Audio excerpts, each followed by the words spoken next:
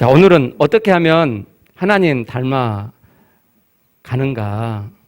이렇게 표현하면 또 금방 물을 타실 것 같으니까, 그러니까 하나님 조금만 닮아가도 돼, 이렇게 또 하실 것 같으니까 어떻게 하면 하나님처럼 되어가는가, 어떻게 하면 갓이 되어가는가에 대해서 말씀을 드리려고 합니다. 하나님처럼 안 된다는 생각이 교회에 쫙 깔려 있습니다. 하나님처럼 된다고? 신성모독하고 있네. 창세기 3장 5절입니다. 너희가 그것을 먹는 날에는 너희 눈이 밝아져 하나님과 같이 되어 선악을 알 줄 하나님이 아심이니라. 뱀이, 사단이 한 이야기죠. 그렇기 때문에 뱀이 하나님같이 되어 선악을 알게 될 걸 하나님이 아셔. 이렇게 꼬여가지고 넘어갔기 때문에, 사람이 넘어갔기 때문에 하나님같이 되는 것은 사단적이다. 선악을 알게 되는 것은 사단적이다. 이런 생각들이 있게 됐어요. 자, 선악을 아는 것이 잘못일까요? 사단이 한 말이니까 나쁜 것일까요?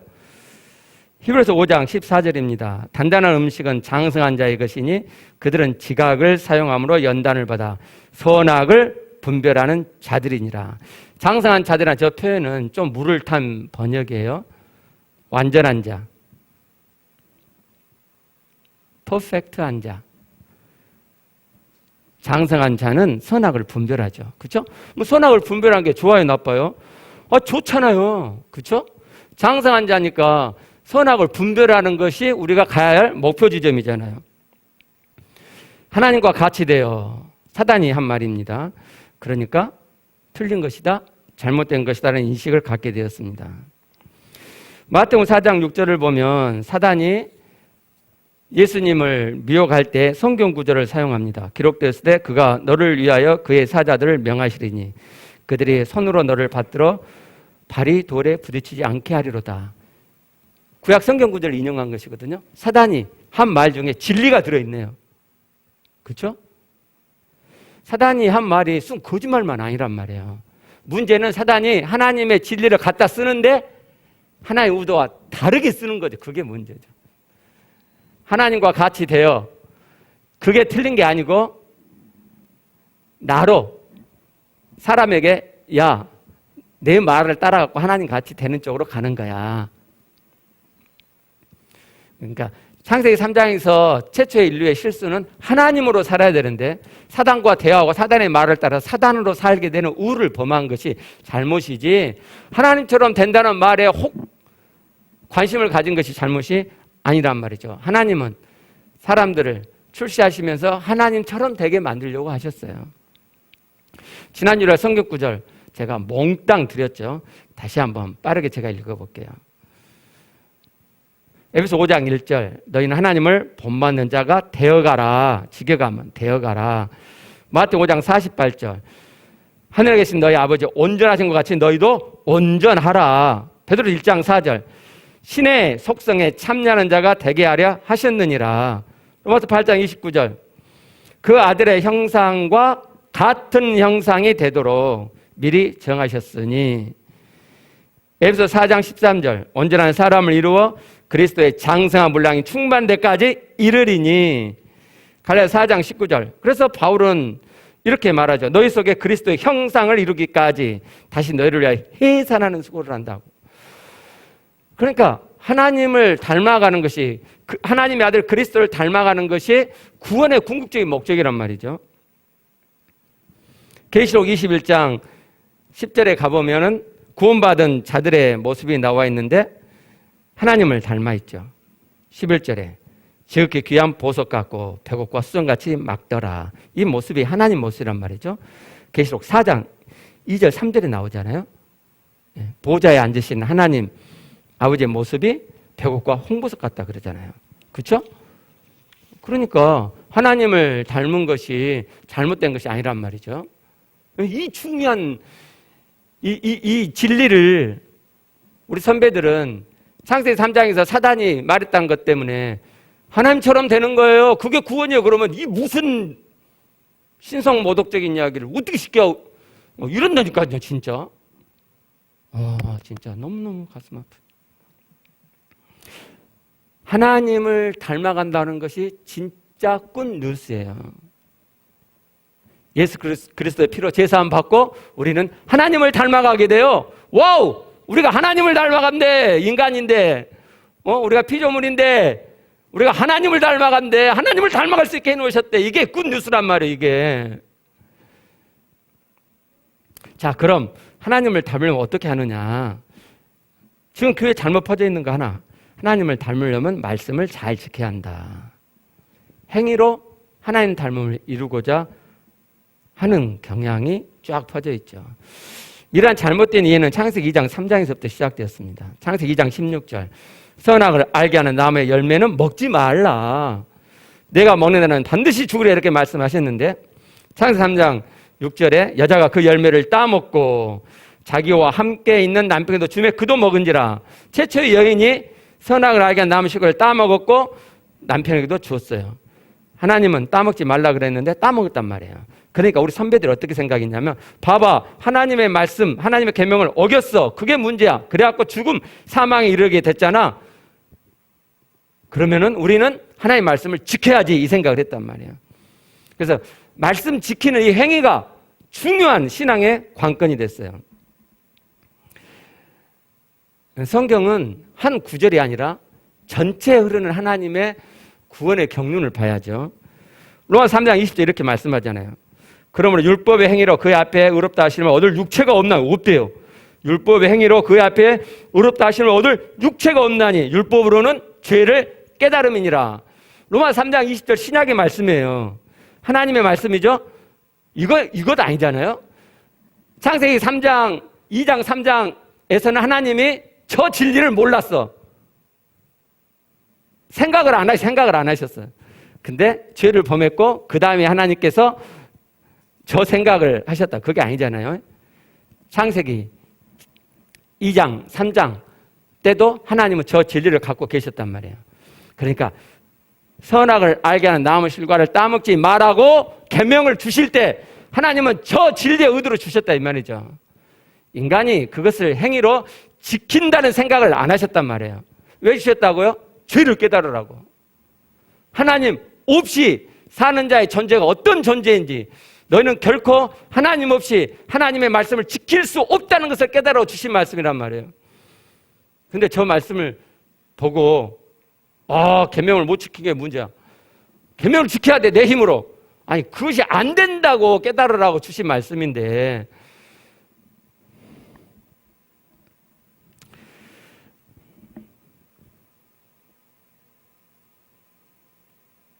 그래서 성경은 이렇게 말씀하잖아요. 에베소 1장 4절. 창세 전에 그리스도 안에서 우리를 택하사. 자, 창세 전에 그리스도 안에 우리를 택하셨어요. 그러니까 창세 전에 이미 그리스도의 구속을 계획하셨고 그래서 선악을 알게 한 나무 실과를 따먹지 말 그 계명을 사람들이 지키지 못하고 범죄할 걸 아셨다 이 말이에요. 고린도전서 2장 7절. 하나님의 지혜를 말하는 것으로서 곧 감추어졌던 것인데 하나님 우리의 영광을요 만세전에 미리 정하셨죠. 그렇죠? 만세전에. 골로새 1장 26절. 이 비밀은 만세와 만대로부터 감췄죠. 그렇죠? 그러니까 만세와 창세 전부터서 이미 하나님은 계획을 하셨다 이 말이에요. 계명을 우리의 힘으로 지킬 수 있는 게 아니에요. 계명을 주신 하나님의 의도는 그 계명을 지키지 못해가지고 너희들은 지킬 수 없는 존재야. 너 힘으로는 안 돼. 뭐 어떤 결론이 나오죠? 하나님 그럼 어떻게 지켜요? 그게 하나님 닮음을 어떻게 하느냐에 대한 하나님의 구원의 지혜예요. 자, 그러면 행위로가 아니라면 어떻게 하나님을 닮아게 해놓으셨을까요? 이 하나님의 구원을 우리가 명쾌하게 이해하기 위해서 하나님의 구원의 시작과 끝 지점을 보면은 명확히 알 수 있어요. 한번 보죠. 자, PPT 한번 봐보세요. 자, 창세기 1장 2장이에요. 에덴 동산이죠. 에덴 동산에 하나님이 계셨어요. 하나님이. 창세기 2장 15절. 여호와 하나님이 그 사람을 이끌어 에덴 동산에 두어. 자, 여호와 하나님이 에덴 동산에 등장하시죠. 16절에 여호와 하나님이 그 사람에게 명하여 이르시되 여호와 하나님이 계세요. 21절 여호와 하나님이 아담을 깊이 잠들게 하시니 여호와 하나님이 계셨어요. 그렇죠? 다시 PPT. 그리고 에덴 동산에 생명나무가 있었죠. 창세기 2장 9절 동산 가운데에는 생명나무와 선악을 알게 하는 나무도 있더라. 동산 가운데 생명나무가 있었어요. 왜 그렇죠? 하나님이 계시니까. 에덴 동산에 하나님이 계시니까. 저 생명은 하나님의 생명이란 말이에요. 생명이란 말은 살아있음이죠. 그렇죠? 하나님의 생명은 하나님이 살아계신다는 말이에요. 어디에? 에덴 동산에. 그래서 에덴 동산에 생명나무가 있는 거예요. 그래서 에덴 동산에 생명나무가 있는 그 의미는 하나님이 계시다. 그렇죠? 자, 다시 PPT 봐봐.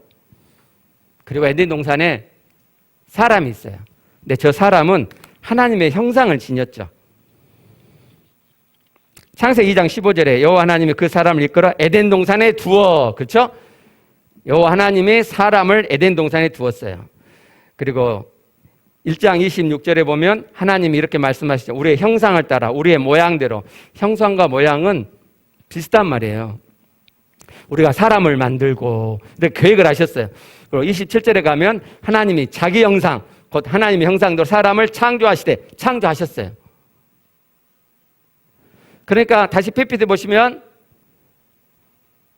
창세기 1장 2장에 에덴 동산이 나오는데 그 에덴 동산에 하나님이 계시고 그래서 하나님의 생명이 거기에 있고 그래서 생명나무가 창세기 2장에 등장하는 거예요.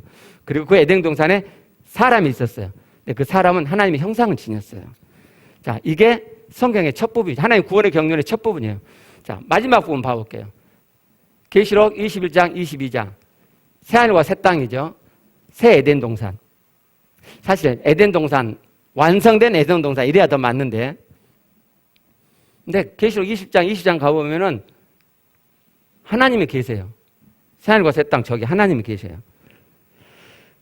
계시록 20장 2절 보면 또 내가 봄에 거룩한 성 새 예루살렘이 하나님으로부터 하늘에서 내려오니 그래서 계시록 20장에 보면 새 예루살렘이 2번 내려와요. 아니 2번 내려온단 말이 햇수로 그런 말이 아니고 하나님께서 요한에게 2번 보여주셨다 이 말이에요. 그런 의미로 2번 내려와요.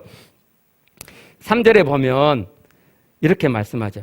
보라 하나님의 장막이 사람들과 함께 있음에 하나님이 그들과 함께 계시리니 그들은 하나님의 백성인데 하나님은 친히 그들과 함께 계셔서 우리가 소위 말하는 천국이 뭐냐? 하나님이 함께 계시는 곳이 천국이에요. 하나님 나라가 뭐냐? 하나님이 계시는 곳이 하나님의 나라예요. 그죠? 그래서 계시록 21장, 22장에 가보면은 하나님이 계세요. 그러면 에덴 동산하고 같네요. 그렇죠? 네, 같아요. 그러면은 생명나무도 있겠네요. 계시록 21장, 22장에. 그렇죠? PPT 봐보세요. 하나님이 계시니까 하나님의 생명이 있겠잖아요. PPT. 예, 그래서 생명나무가 있죠. 계시록 22장 2절 말씀이에요. 길 가운데로 흐르더라. 강 좌우에 생명나무가 있어 12가지 열매를 맺되 달마다 그 열매를 맺고 그러죠? 생명나무가 있어요. 생명나무가 그죠? 에덴 동산에 생명나무가 있었죠?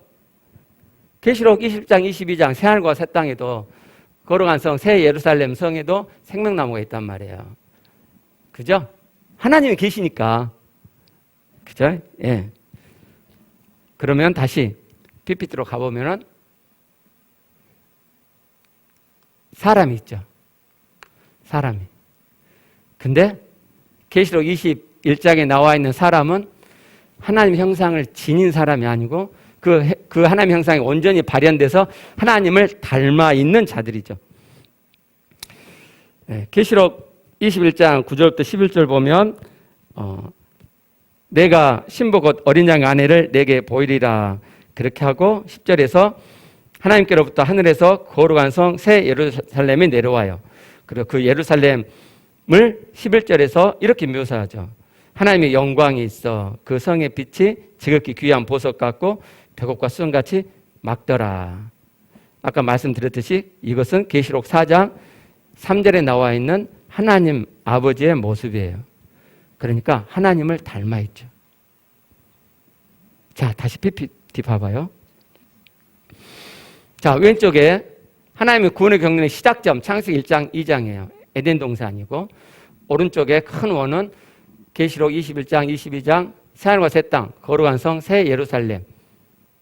새하늘과 새 땅 안에 거룩한 성이 있는 거예요. 근데 21장 22장 보면 거룩한 성 위에는 언급을 안 해요. 몰라요. 그 위에는 뭐가 있는지 몰라요. 근데 창세기 1장 2장 에덴 동산에 하나님이 계셨어요. 그래서 거기에 생명나무가 있고 계시록 20장 22장도 마찬가지로 하나님이 계시고 그래서 생명나무가 있어요. 네. 창세기 1장 2장에 하나님 형상을 지닌 사람이 있었는데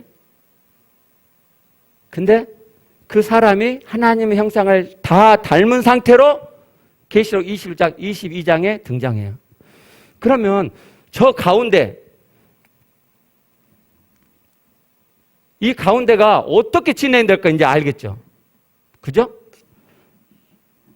창세기 3장 끝을 보면 저 하나님의 형상을 지녀서 하나님과 함께 에덴 동산에 있던 저 사람이 에덴 동산을 쫓겨나감으로 하나님의 생명에서 쫓김을 받아요. 자, 계시록 3장 23절, 24절을 보시면 여호와 하나님이 에덴 동산에서 그를 내보내요. 24절. 이같이 하나님이 그 사람을 쫓아내시고 끝에 보면 생명나무의 길을 지키게 하시니라. 그러니까 에덴 동산에 쫓은 이유가 뭐예요? 하나님의 생명에서 떨어져 나가겠단 말이에요. 하나님의 생명에 떨어져 나갔다는 뭔 말이에요? 하나님으로부터 분리시켰다 이 말이에요. 하나님으로부터 분리시켰다. 그러면 다시 PPT요. PPT. 자, 왼쪽에 동그라미 에덴 동산이에요. 창세기 2장이 끝나고 이제 3장에서 범죄하잖아요. 그래서 쫓겨나가요. 그러니까 인간이 하나님의 생명에서 벗어났고 하나님부터 분리됐어요. 그러면 저 이후 창세기 1장, 2장, 3장 범죄한 그 이후에 계시록 21장, 20장까지의 그 과정은 어떤 과정이에요? 사람들이 하나님의 생명을 먹게 하는 과정. 다시 이야기하면 사람들이 하나님을 만나서 하나님을 먹어가는 과정. 그 생명과를 만나고 그 생명과를 먹어가서 하나님을 모시고 하나님으로 살아가는 그 과정. 그래서 그들 안에 주어진 하나님의 형상이 발현돼서 하나님을 닮아가는 과정이란 말이죠. 저 과정이. 그게 성경이에요. 그게 구원의 여정이란 말이죠. 근데 구약 성경을 보면 저게 잘 드러나지 않는데 그 이유가 뭐냐면 여러분 구약 성경은요. 시작 지점에서 하나님의 구원의 시작점에서 다 실패한 것들이에요. 그래서 하나님께서 하나님을 닮아가는 저 구원의 목적을 가지고 이스라엘 백성을 택해서 이스라엘 백성을 이렇게 인도하고 섭리하셨는데 이 양반들이 하나님의 인도를 따라가지 않고 하나님의 말씀을 따라가지 않고 그래가지고 시작 지점에서 계속 실패. 그러니까 그게 잘 안 보여요. 반나 시작 지점이야, 반나. 내 말대로 해라. 말 안 들으니까 확 정신 차려. 뭐 그거 반나 그거. 혹시 여러분 신앙생활 그러지 않나요? 그럼 완전 여러분 시작 지점에서 뺑뺑이 돌고 있는 거예요 지금. 그래서 이제 그러지 마시고 하나님 구원의 경륜을 이루라고 지금 이 설교하고 있는 거죠. 자, 근데 구약 성경에 가끔 하나님의 구원의 경륜이 명쾌하게 표현된 말씀들이 나와요. 에스겔서 36장 26절 27절. 또 새 영을 너희 속에 두고 새 마음을 너희에게 주되 너희 육신에서 굳은 마음을 제거하고 부드러운 마음을 줄 것이며. 자, 새 영을 우리 속에 넣어준대요. 그게 새 마음이 돼요. 새 마음.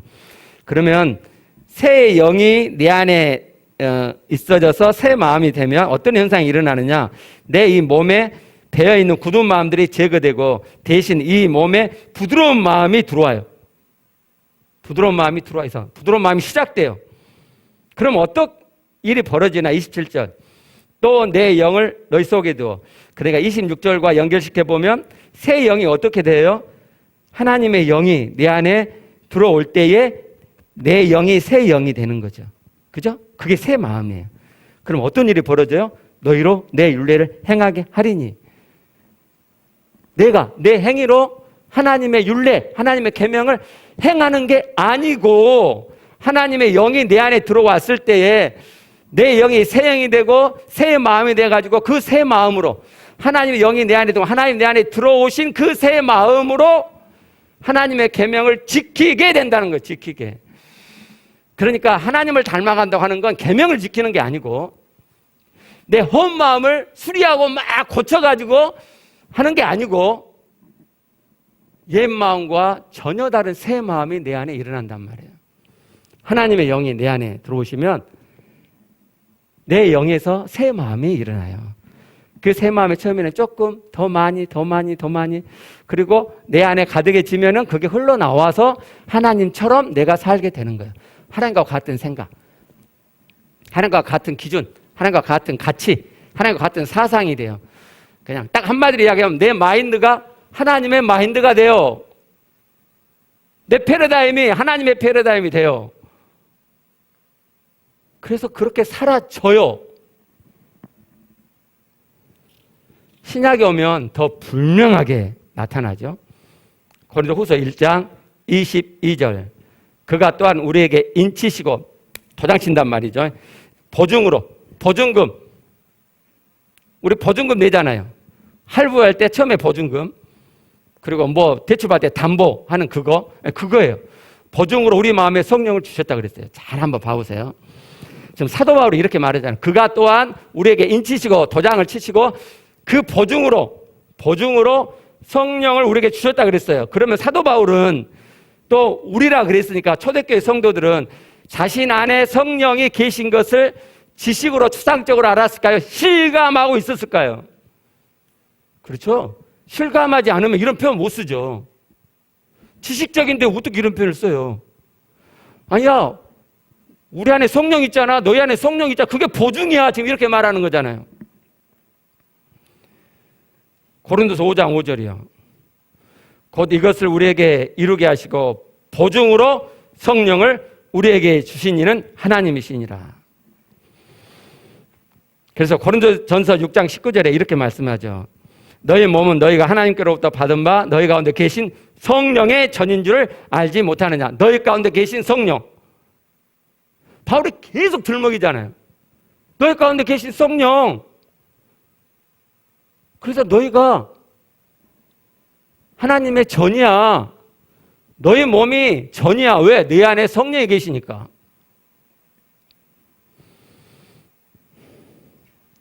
그러니까 우리가 예수 그리스도를 나의 두 날 하나님으로 모실 때 하나님의 아들이 이 땅에 사람의 몸을 입고 오셔서 예수로 오셔서 십자가에 피 흘려서 나의 모든 죄를 짊어지고 죽으셨다.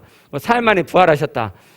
그 복음을 듣고 그 부활하신 그리스도, 그 예수 그리스도를 내가 나의 주 날 하나님으로 모실 때에 영접 기도를 했든지 영접 기도를 하지 않았든지 아무 상관없어요. 초대교회는 영접 기도가 없었고 언제부터 영접 기도라는 게 생겼는데 실용적이어서 좋긴 하죠. 근데 이제는 영접 기도 안 하면 하나님이 오신 게 아니래. 성경에 없는 교리잖아요. 요한복음 1장 12절에서 말씀하는 영접이라는 것은 말씀을 영접하는 거죠. 그렇죠? 요한복음 1장 1절부터 예수 그리스도를 말씀으로 표현하잖아요. 말씀이 이 땅에 오셨고 요한복음 1장 10절 영접하는 자, 뭘 영접해요? 말씀을 받아들이는 자.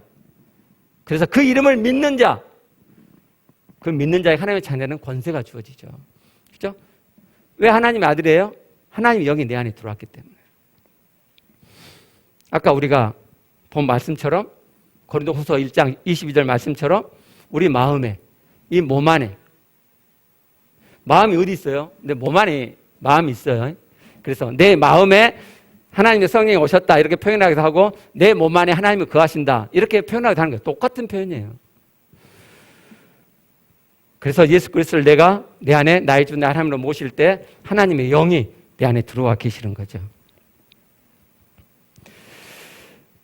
요한복음 15장 5절에서 이렇게 말씀해요.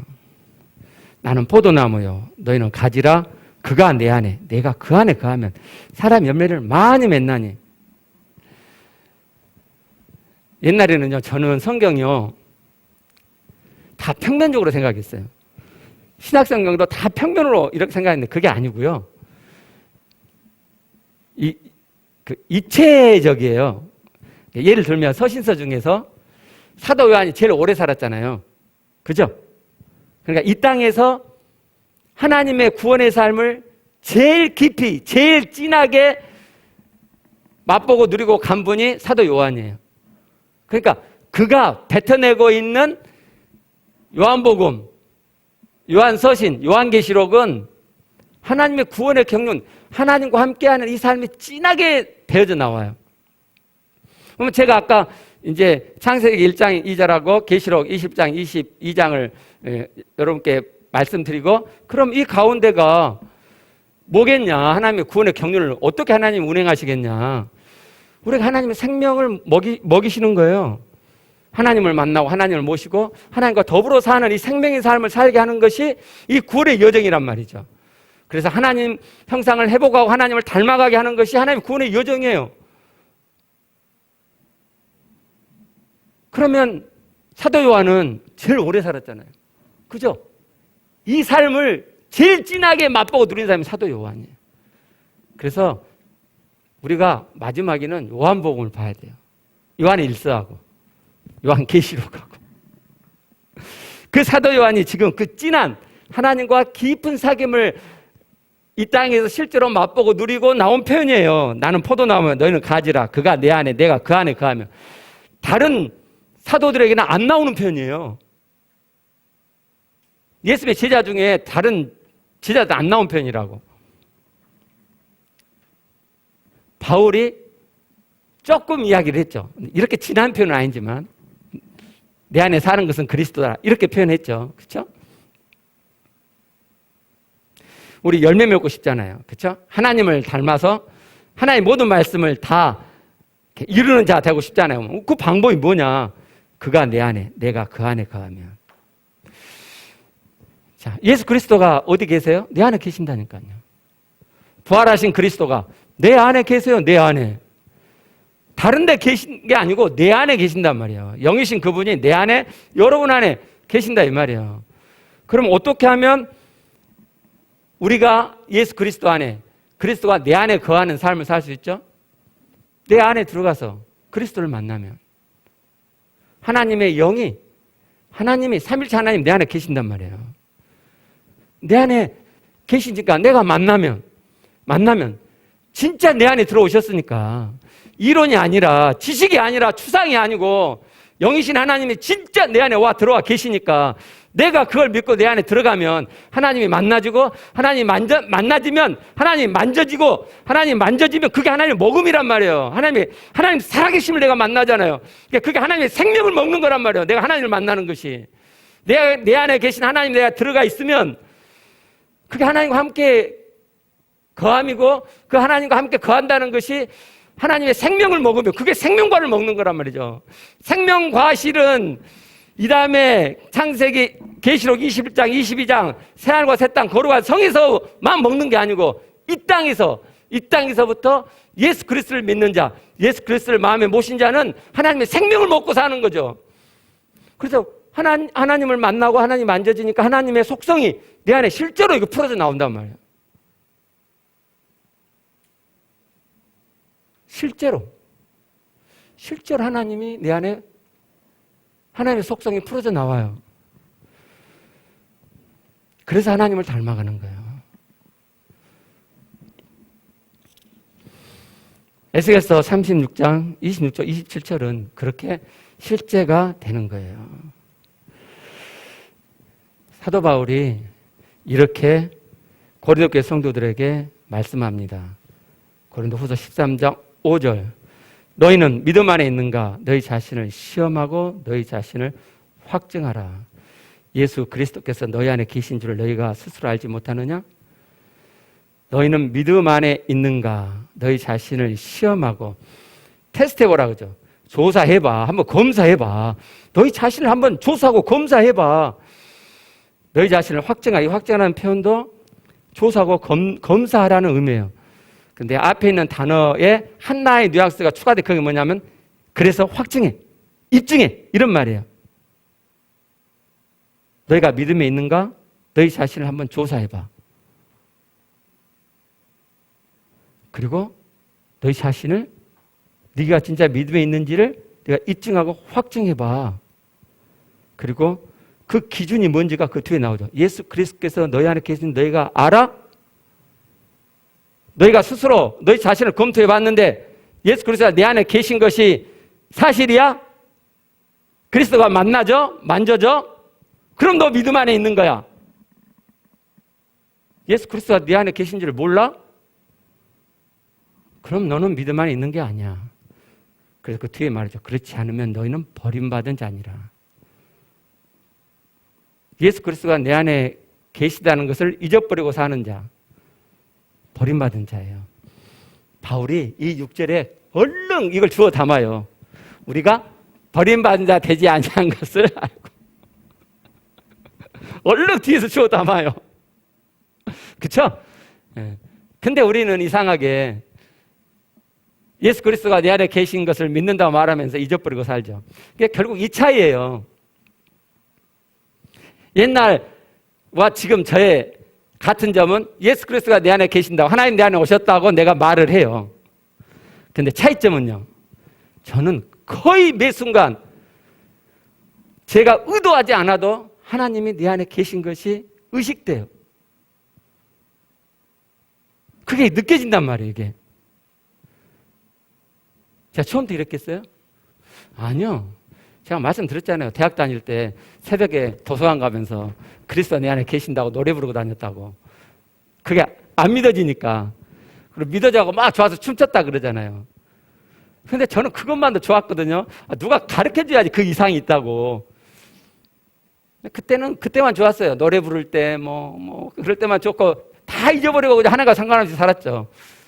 근데 그게 아니란 것을 알고, 제가 예수 그리스도가 내 안에, 하나님의 영이 내 안에 계시다는 것이 이게 진리고 이게 사실이구나. 이것이 내가 하나님을 닮아가는, 하나님 말씀을 이루어가는 이게 관건이구나 하는 것을 아는 이후부터 늘 내가 떠올렸죠. 늘 떠올렸어요. 그리고 지금은 떠올릴 필요가 없이 이게 오해가 될 수 있겠네요. 하나님 내 안에 계신다라는 것을 제가 막 반복적으로 외웠더니 딱 외워져 갖고 너 생각난다. 그건요, 생각이 나는 거지 의식이 되지 않아요. 내 몸에 그게 깔리지 않는다고요. 머리로 외운 건. 그게 아니고 제가 그렇게 하면서 내 안에 계신 하나님과 만난 거죠. 시간만 나면 저는 새벽에 5시부터 5시 50분까지 제 안에 계신 주님을 내가 만나고 느끼면서 주님을 느끼는 시간을 많이 갖죠. 그리고 주님께 사랑의 고백, 신앙의 고백을 드리고 50분 동안 그게 느껴요. 근데 또 사역할 때도 그렇게 느끼고, 그래서 이 몸에서 하나님 살아계심이, 하나님을 만날 때 그 느낌이 늘 있는 거예요, 늘. 이 몸에 체득이 돼 있다고요. 그래서 의식이 되는 거예요. 애워서가 아니고요. 자, 오늘 하나님 어떻게 닮아가느냐. 하나님 닮아가는 것이 구원의 궁극적인 목적인데 어떻게 닮아가느냐. 그건 행위가 아니다. 행위는, 계명은 지키라고 주신 건 맞는데 내 힘으로 행위로 지키라는 게 아니고, 우리는 행위로는 못해. 그걸 하나님 어떻게 해요? 나로 하는 거야, 나로. 그래서 나를 모셨냐? 자식아 모시고 꼴방에 가둬들고 너 혼자 그러면 어떡하냐. 지금도 네 힘으로 살고 나로 사는 거야. 하나님으로 물들여서 사는 거야. 그게 새로운 피조물이야. 하나님을 닮은 자야. 그게 하나님의 아들이야. 아, 그래요? 그럼 지금부터 만나가면 될 거 아니에요. 혹시 하나님 예수 그리스도 영접 안 하실 분 계세요? 아까 그 이야기 하다가 너무 네. 하나님 말씀을 내가 믿고자 하면 여러분 안에 이미 하나님의 영이 계신 거예요. 하나님 여러분 안에 계신 거란 말이에요. 그러면 이제 만나가세요. 시간 내서. 만나가세요. 언제까지? 하나님으로 물들어져 갖고 하나님으로 사라질 때까지. 기도하시겠습니다.